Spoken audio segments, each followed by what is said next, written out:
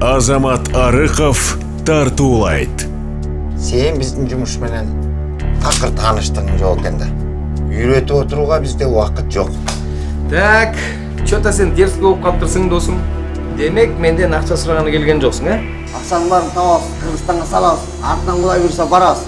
Мен 3 ай болду келгеним, Нормально акча көрүлөт. Жага калса Кыргызстанга кете албай отурам. Не кылышты билбей калдым. Кыргызданчы дейм. Некен ыйык, некениңдин баркына жет.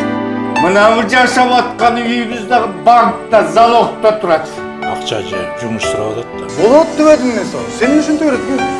Менин ушинтип бергенде сен болот деп коелу кин айтып атпайсың муну. Эгер мамлекеттүү ишке катса Кыргызстанда эле жүрүп өтүлүп кой кетпей. Мамлекет сак окшогон, мак окшогон элдерден турат, анан баарыбыз эле ушинте берсек Кыргызстан каяка барат. Адам өз жеринде гана бактылуу боло алат. Атам береме деди. Жок. Эме дейин десең эле аркырап беттен арасын дейин. Көрдүңбү? Акча эмес, байлык эмес. Адамгерчилик керек. Мындан ары кичинеге көбүрөөк акча салып турам, Не болду? Өлүп баратасыңбы? Чорып атпайбы? Аят 3. Жашоо бир келет. 4 октябрдан баштап Кыргызстандын бардык кинотеатрларында.